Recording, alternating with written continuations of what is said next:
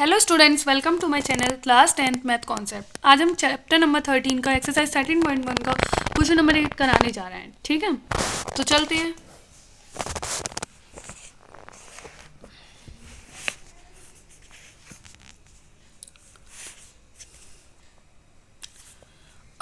From a solid cylinder, एक solid cylinder है, उसकी हाइट 2.4 सेंटीमीटर है, डायमीटर आपका 1.4 सेंटीमीटर है, जिसमें एक कॉनिकल कैविटी बनाई है। मतलब उसमें से मैंने क्या किया है, सिलेंडर में से कोन टाइप का ऐसे निकाल दिया है, उसमें से पार्ट निकाल दिया है, जिसकी सेम हाइट है, सेम डायमीटर है, उसे निकाल दिया। हॉलोड आउट मतलब निकाल दिया है। सरफेस एरिया बताना है जो बचा है, उसमें सेंटीमीटर स्क्वायर में ही बताना है, नियरेस्ट और बताना है। ठीक है, ओके, बताओ।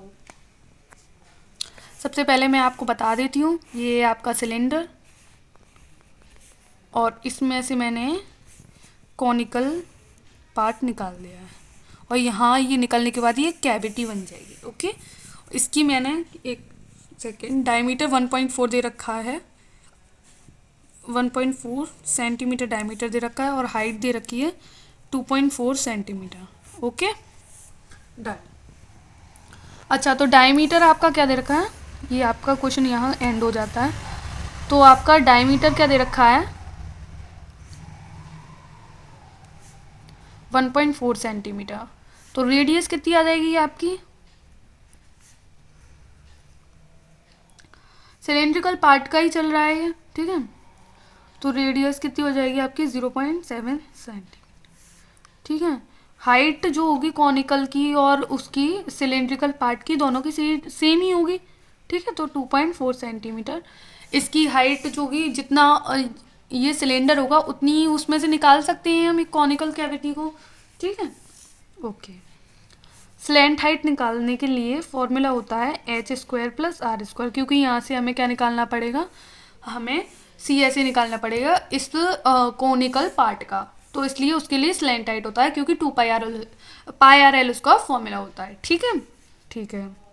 0.7 का स्क्वायर प्लस 2.4 का स्क्वायर, 7 का स्क्वायर 49 होता है, तो 0.49 हो जाएगा। 0.49 प्लस 5.76, तो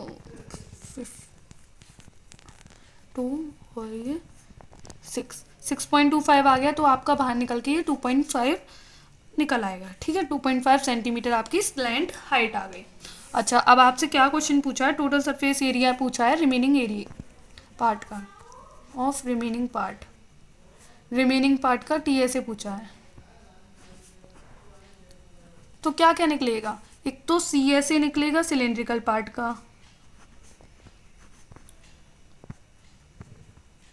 का, और किसका निकालेंगे, देखो इधर से ये क्या हो जाएगा, सिलेंडर निकल जाएगा। ठीक है, अब जब ये सिलेंडर क्यों, ये कोन निकल जाएगा, तो कोन का ये ऊपर का टाइम तो निकल जाएगा। अच्छा, तो बचेगा ये, तो अपने इससे जब ये हमें पेंट करना होगा तो ये तो पार्ट पेंट तो करना पड़ेगा ना, इसका मतलब हमें इसका CSA भी निकालना पड़ेगा। तो CSA ऑफ क्या है ये, कोनिकल पार्ट का CSA। फिर उसके बाद क्या करना है आपको, फिर ये जो बेस है इसको निकालना पड़ेगा, क्योंकि हमने CSA निकाला, इसका ऊपर का तो निकल ही रहेगा, हॉलोड आउट कर दिया हमने, तो हमें एक बेस बचा ना, तो इस बेस को भी लेंगे। तो बेस एरिया ऑफ सिलेंडर का हम बेस एरिया भी लेंगे। ओके, समझ आ गया ना कौन कौन सा हमने किस तरीके से लिया है। तो इसका पूरा लिख देते हैं। 2πrh जो होता है सिलेंडर का फॉर्मूला होता है, πrl जो होता है वो कोनिकल पार्ट का फॉर्मूला होता है, और πr² जो है वो आपका